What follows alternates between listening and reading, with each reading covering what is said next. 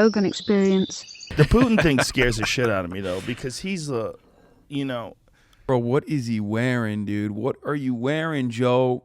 What is this, Ed Hardy? What the fuck is this? when it comes to warlords, he's a legitimate warlord.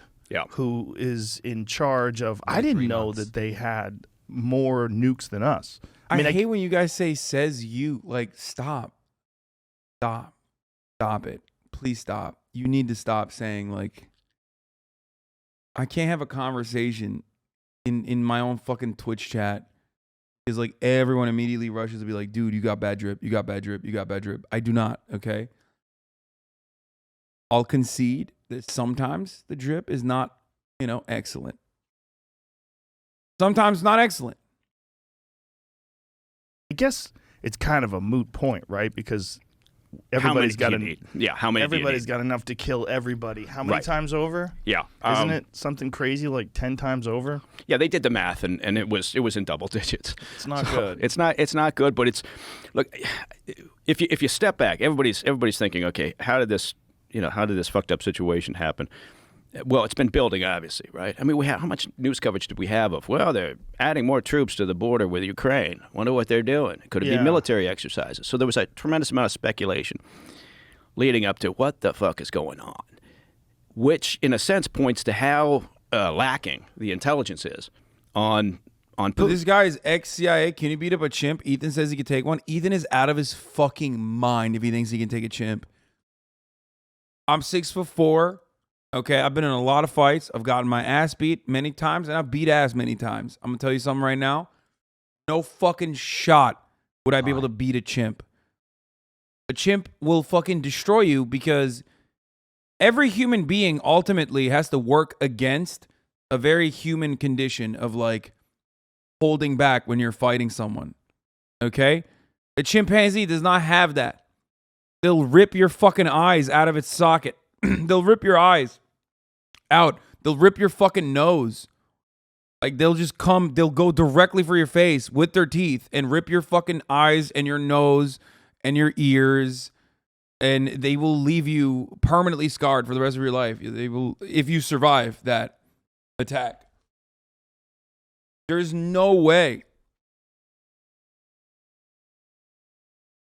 They are also insanely dense. Like, they are incredibly dense.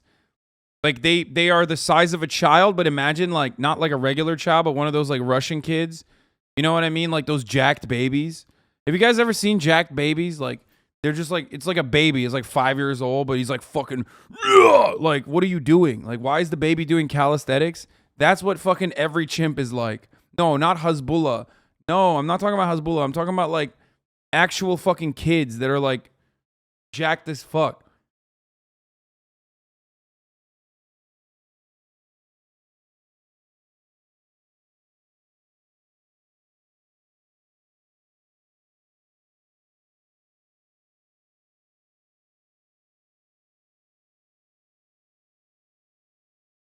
They're just crazy. Like they're incredibly muscular. They're incredibly fucking strong.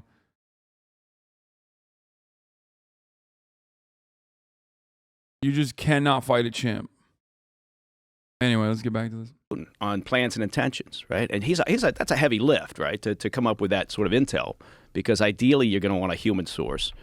8 months for that. You can get SIGINT, you can get whatever. You can gather intelligence from a variety of sources. You really want human access, people who can tell you, you know what, I had a meeting with him, and I got to pee. boy, I tell you what, he was pissed off, or this is what he said, or this is how he looked. Without that, without knowing what plans and intentions are, or being able to gather intel on, say, the command staff. Looking forward to brain rot. Everybody was kind of speculating. Will he, won't he? What's he going to do? Well, stepping back, if you look at what he's done, he's been pretty damn consistent, right, over the years. And so I guess, in a part, a lot of it was optimistic thinking. Okay, he just wants the eastern part of the country. He's just going to go in there and take that because, maybe he's already got it. He's declared those two republics legit. Maybe that's all he wants. He's already taken Crimea.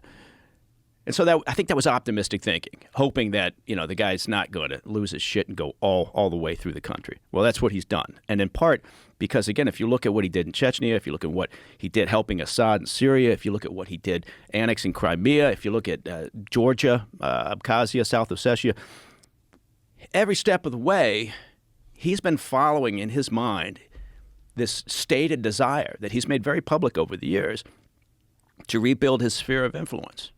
Right? So in part, you could argue we kind of missed the obvious. Right? We didn't see the obvious in front of us because we were all kind of hoping and mirroring our values onto Putin, who doesn't deserve to have our values mirrored onto him, because we're thinking maybe he just wants a little bit. Maybe he's just trying to make a point. Maybe he just wants them to sign a charter saying they won't be part of NATO. So anyway, my point being twofold, I guess. We missed the boat on that. We missed it in part because we're always trying to be optimistic and trying to think, okay, well, maybe they think like we do. Maybe there's a rational process there. And then part of it is intel was lacking. And when it comes to intel, when you're talking about how are you going to be Joe Rogan, be a fucking conspiracy theory guy, 1 year slot, and then have a CIA dude on? I just don't understand. Like, you're just, at that point, you're not a conspiracy guy. I revoke your conspiracy card. It's so weird that, like, it's so fucking weird that all these, like, supposed conspiracy guys only fucking care about the conspiracies that are, like, demonstrably false. You know what I mean? Whenever something is a conspiracy, but actually just, like, literally true, okay? Like any kind of clandestine operation that the dude in front of him is like actually fucking engaged in, he's like, oh yeah, let's not ask about that stuff. That's fucking whatever. That's bullshit. But like all the psychotic shit, oh yeah, dude, totally. Give me more. Yeah, moon landing, fake, blah blah blah. And that stuff is fun too. Don't get me wrong.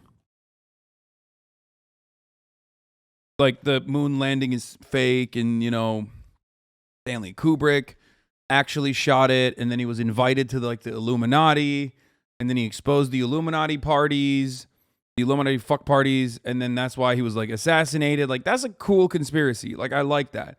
I'm fascinated by that. I like to pay attention to it. But if you're gonna fucking be a conspiracy guy, at least ask some fucking tough questions when you have a CIA guy. Like in-person intel, how difficult is that to get on a guy like Putin?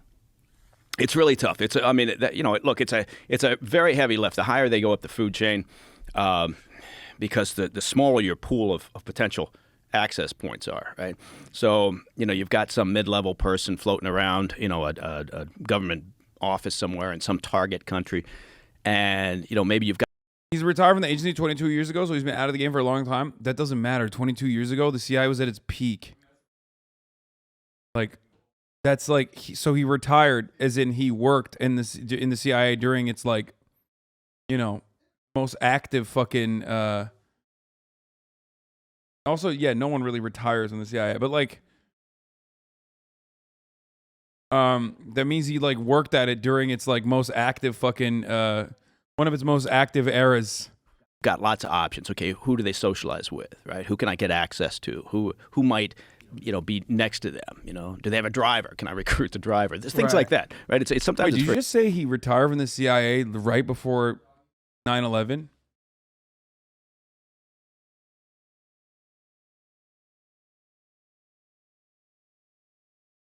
Motherfuckers be like, CIA peaked after 9/11? No, that's not true. Pre-9/11 CIA is 100% way more aggro and active than post 9/11 CIA. Very simple. But Putin's had a increasingly small circle of close advisors and of people that he counts on and trusts. And part of that may be, the fact that was accelerated through the 2-year pandemic, where he decidedly was shutting himself off because he was paranoid, like a lot of people were, about COVID. Do you remember when there was a guy who suicide drove into Putin's car and Putin wasn't in it? Yeah. When was that? That was a few years back. Yeah. Some guy, there was oncoming traffic, and he timed it right when there must have been someone communicating with him, letting him know where Putin's car is.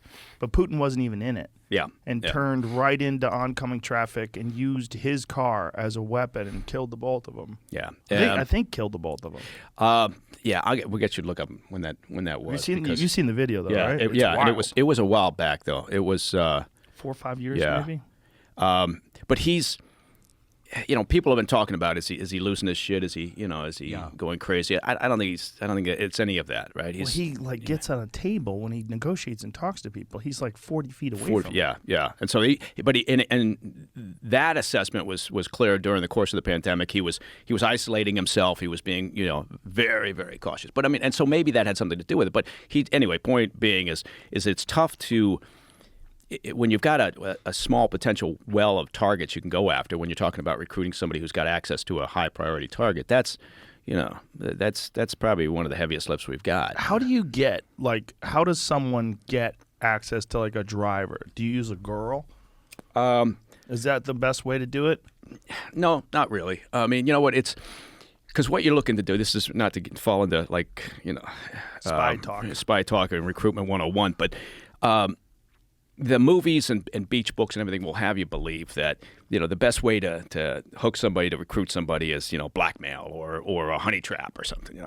Right. Usually you're working on something else. You're not necessarily working on the ideology, but you don't want to start from a negative basis, right? Because even in normal terms, in the best of circumstances, when somebody's recruited to spy on their country, to spy on their organization, whatever it may be, there's a clock starts ticking, and because things start to decay, right? The person starts to decay. It's very wearing on a human, right? And wait, so this dude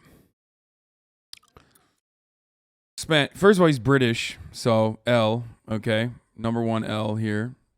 British. Okay, he's an oi bruv, born in the UK, bruv. All right, he's from Bideford, England. Not good at all. All right, anyway, he's an oi bruv. Spent approximately 15 years with the CIA. Stunning. Working as a covert field operations officer, specializing in counter-terrorism, counter-narcotics, and counter-insurgency operations. After this, he retired from the government and went on to work in the private sector, serving as a CEO of security firm Veritas Global. In December 2000, after leaving the government service, Baker co-founded Diligence, which describes itself as an investigations company specializing in complex cross-border inquiries. Baker left Diligence in 2004 to found Prescience LLC, another private intelligence company. Baker returned to Diligence in 2009 when it acquired Prescience, where he served as president. He has worked as a technical advisor in the entertainment industry. Baker has appeared on Fox News, Red Eye with Tom Shuley, Deadliest Warrior, Spy, Opie and Anthony Show, The Joe Rogan Experience, and The Greg Gutfeld Show. He also hosts the television series Black Files, Declassified, on the Science Channel on Amazon Prime Video. Okay, there's nothing on this resume. What has he done other than be a fucking mouthpiece on conservative media?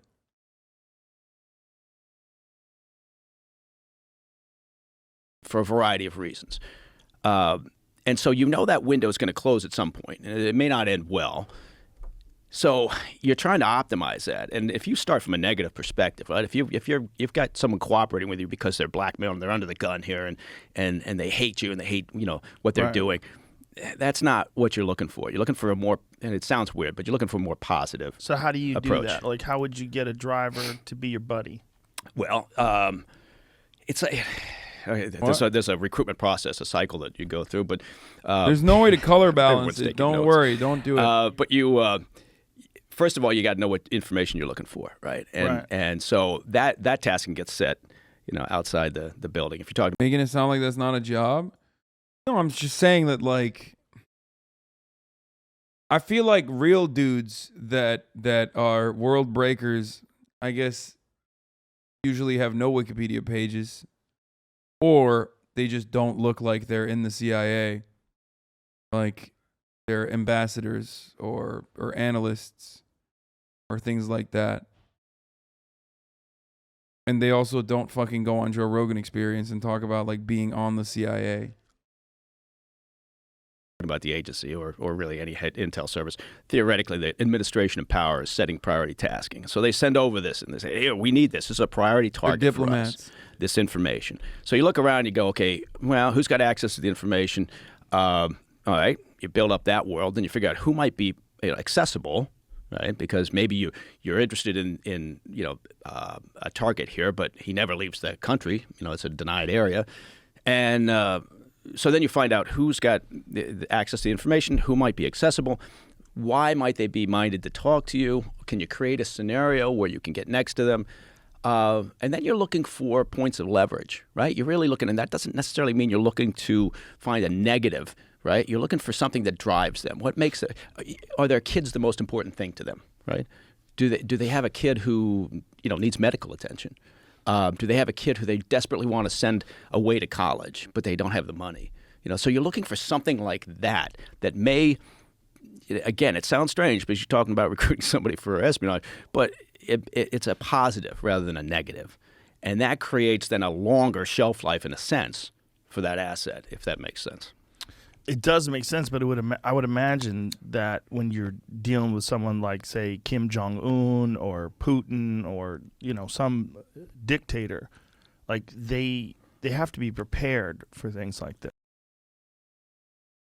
Another L. He's a Redditor. Every time I say something positive about the agency, I get a couple thousand notes. Go, Don't fucking read idiot! that shit. Oh, I know, I don't. Listen. Although I will say this much. I'm gonna veer completely in a different direction Okay. now that you said this. Oh no, the CIA guy admits he's a Redditor. That's crazy. One of my boys, I got 3 boys, right? And so Scooter, Sluggo, and Muggsy. I always talk about them. And Scooter, Sluggo, and Muggsy.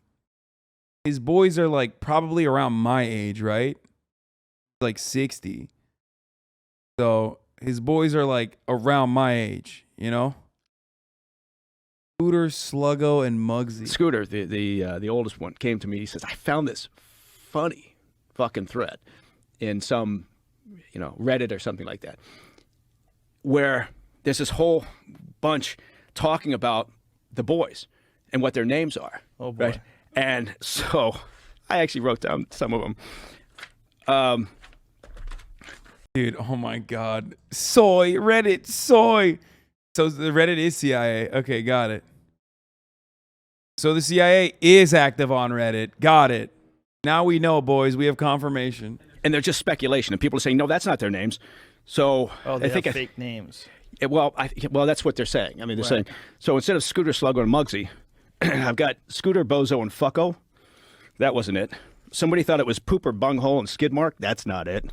Scooter, Bam Bam. Oh, God. Such a boomer, dude. Joe Rogan probably loves this. Joe Rogan loves the manifestation of boomerism in the form of, like, writing down Reddit comments on a notepad. This, right? So they probably are very cautious on who gets into their inner circle. Yeah, and that's a counterintelligence issue, right? So every government out there, they're worried about that very thing, right? And so, I mean, look, and Putin, he was a KGB officer for 15 years, right? Yeah. Now, interestingly, going back to Putin, he served in East Germany, I think, for about half a dozen years. Never really had any exposure to the West. So that's also something when you're talking about trying to assess his mindset, understand where he's coming from. Part of it is, look, if he had been exposed to the West in a much bigger way, maybe he served in New York, or he served wherever, say London, someplace where he had more exposure. But you look at that guy and you go, he doesn't really understand how we think, right? And so that's an important thing. You got to tick that box and put that in there when you're doing an assessment of his personality and trying to, because that's part of understanding why he's doing what he's doing. You don't right? think he understands how we think? In what way? Do you mean? Well, I don't, fundamentally, I mean, if you live in an environment, right? Oh my God. You know, if you go to China, you live in wherever, Shenzhen or Shanghai or Beijing, and you're there for a few years, you're going to understand the culture, the mindset much better than somebody who's never lived there and is just sitting in Washington in a think tank talking about what the Chinese regime may do next. So it's that immersion, it's that exposure, it's dealing with those people, it's the contact that you have. Bro, can't make this comparison between an American trying to comprehend Chinese attitudes and a Russian person trying to comprehend Western attitudes. Not even just American, I mean Western. And the reason why you can't do that is because Western culture is supreme. It dominates. It's the hegemonic culture. America's culture is global. Like, that's it. It doesn't take living in the United States to understand what the U.S. hegemonic attitude is, because we all live under it. Like, if you're a Twitch watcher, you know that at the top of the hour, there's a 60-second ad break. That's the hegemonic Twitch culture here.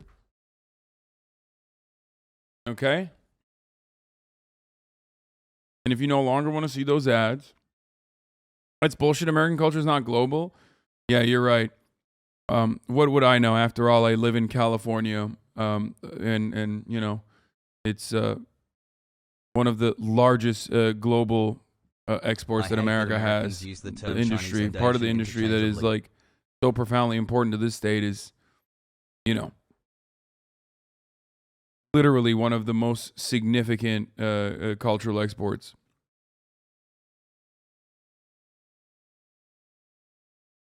California Eagle world confirmed? No, dude. No, I'm talking about fucking Hollywood, dude.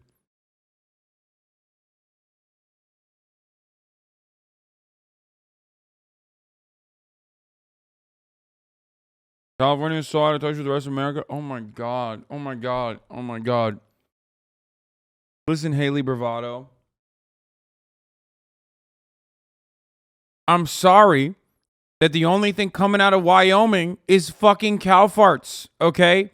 Shut the fuck up, dumbass. I was just talking about Hollywood, movies, okay?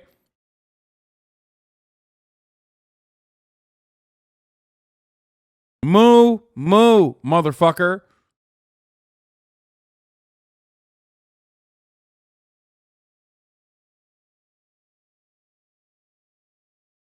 We're talking about America's a profoundly important export after its small arms and just and weapons in general, and that is Hollywood.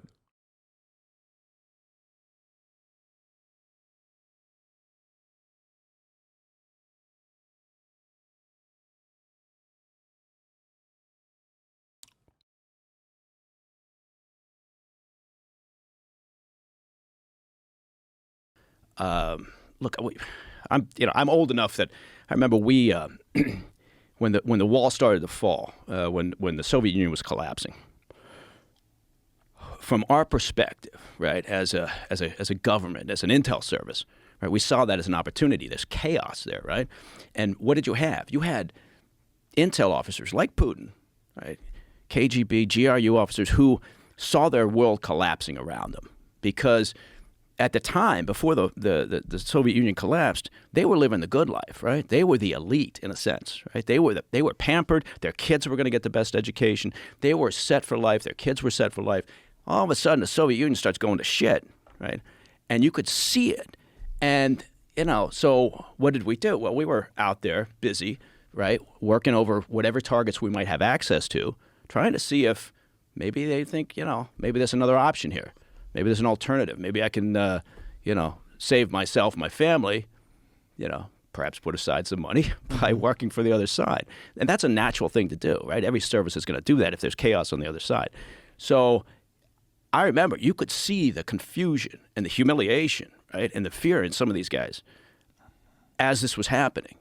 And so Putin went through that same process. Again, it's one of those things that you do. You put all that together to try to create this profile of this individual, right? Because I'm not buying the talk when people get on TV and go, "Oh, he's going crazy. He's losing his mind." I'm not buying that. There's a reason why he's driving the way he is. And again, he's being somewhat consistent. He's never given a shit about civilian casualties, right? Never bothered him before. I mean that situation. I love the CIA guy who did, counter narcotics, i.e. sold drugs, talking about not giving a shit about human casualties. Like, famously, the CIA gives a shit, of course, famously, about human casualties. I love being the ethical CIA guy, being like, those guys, they don't fucking care about human casualties. Oh, me, on the other hand, like, you don't get it. And for the people saying like, oh, dude, he's not wrong though. He's saying that to fucking whitewash his own personal bullshit. Like, Americans in positions of power that aren't like openly anti-imperialist, talking about other leaders not caring about human casualties and whatnot, is so fucking stupid to me. It's so hypocritical. Like, I can say it, okay? Maybe chatters in here can say it, but CIA guy saying it, or any number, like Hillary Clinton being like, Vladimir Putin does not care about human casualties. Like, that's ridiculous, dude. The fuck do you mean he doesn't care about human casualties? Like, it's neither do you.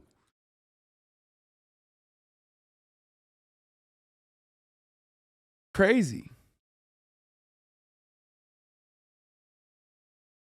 It's like Hitler trying to do whataboutism for the fucking Bengal famine against Churchill or some shit. You know what I mean? Like, just because it's true doesn't mean that like you get to fucking make that comparison. You know what I mean? You can't do that. Like, ridiculous.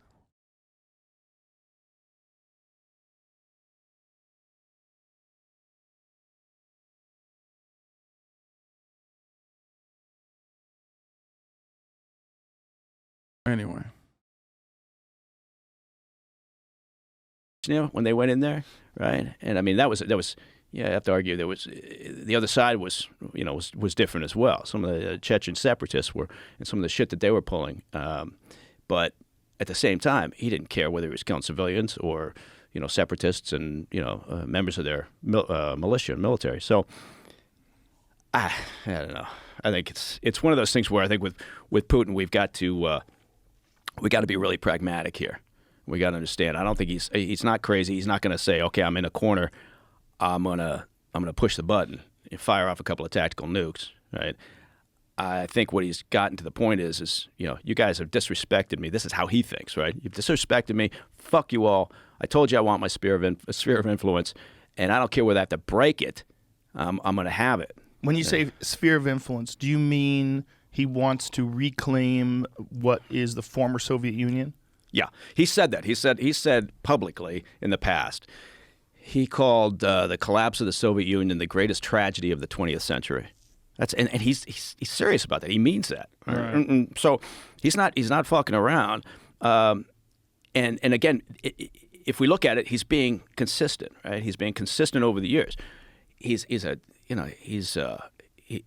dictator. He's a despot. He's looking increasingly more like, he's isolating himself, which, that's a danger in a sense to all those people around him, right? He's already cut loose some of his inner circle just over the past couple of weeks, right? Has he? Yeah, he's gotten rid of his he put under house arrest a couple of his FSB senior command.